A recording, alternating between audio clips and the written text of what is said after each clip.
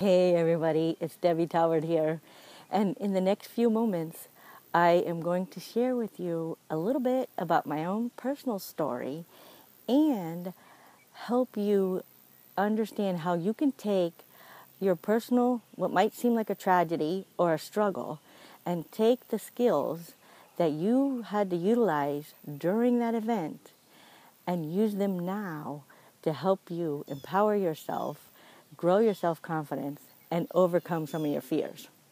Now, I look like this right now with this headset in my ear because I just finished listening to the ladies' Team Take Massive Action Super Elite Women's Call, and I was moved to share this with you. So I want you to take a few moments, sit back, relax, and imagine yourself that you are 35 years old. You got married when you were 20. So you've had 15 years of your life in a relationship, and you have 2 kids, and they're little kids. They're young kids. And during this whole 15 years, actually 18 years, during the time you've been involved with this person in your life, you've been told that you're dumb, you're stupid, you're worthless, nobody else would want you, you can't do anything. And nobody in your life knows this is happening to you because you're not sharing what's going on in your life. You're too afraid.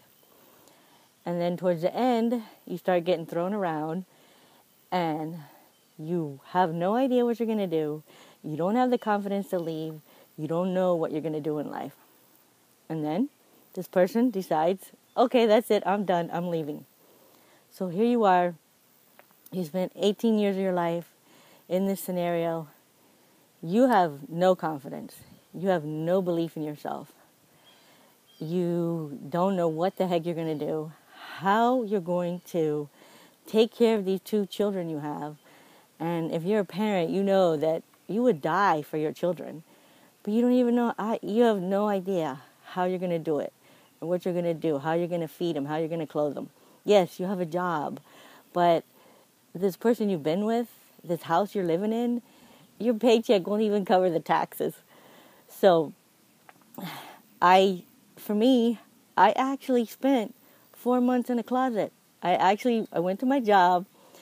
I did my job, but I was like the Walking Dead, walking around like a zombie. No feelings, no thoughts. I have no idea during that time period how I managed to get to work, feed my children, and take care of my house. But somehow I did. But every night I would be in this huge walk-in closet we had, falling asleep, crying in the fetal position for 4 months. I would cry, I would pray, I would get up the next morning, and I would do it again. I'd be the zombie.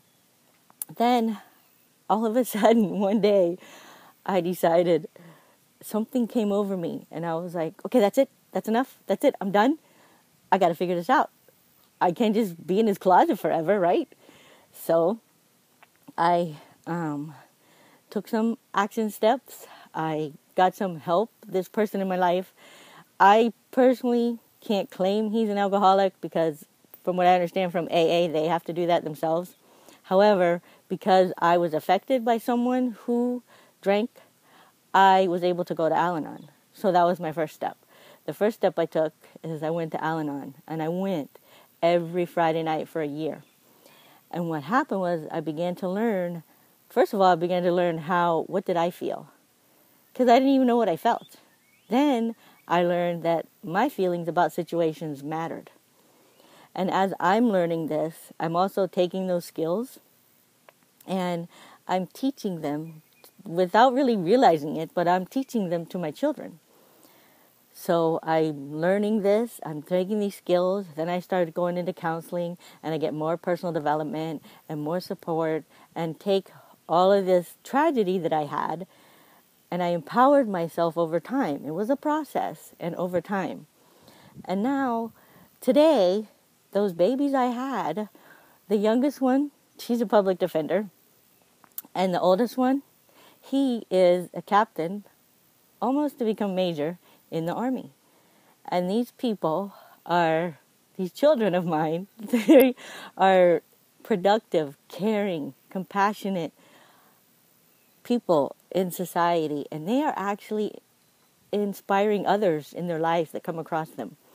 So what I realized today on the ladies' women's call was how powerful I actually was during that time, and I didn't even really know it. So I invite you to think about something that happened to you in your life and what you did, the action steps you took to overcome it, and you're now on the other side of it.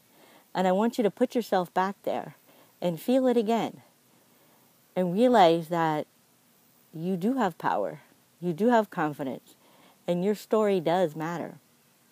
And other people, they want to hear your story, because what if you were able to help just one person with your story? So I want to encourage you to do that and remember a time, especially if you're struggling something now, remember a time and think back to a time when you were actually struggling and how you overcame it. And feel that again and give yourself your power again. Now, that's just part of my story and some stuff that happened. That's the beginning of it. And since you've listened all the way through, I just want you to know this is the first time I've shared the story. So for me, that was like, okay, I remembered the story. I remembered my power when I was going through it, and it gave me the power to share this with you. And I hope that you're out there listening and somehow it helps you. Now, if you'd like to know more about how I'm actually getting paid to share stories and getting paid to grow personally and learn how to do these things and help other people to do the same thing, you can invite you to go to the link at the bottom and watch the video there, and it'll take you through a system where I'm learning how to do all this. I'll talk to you later. Have an awesome day.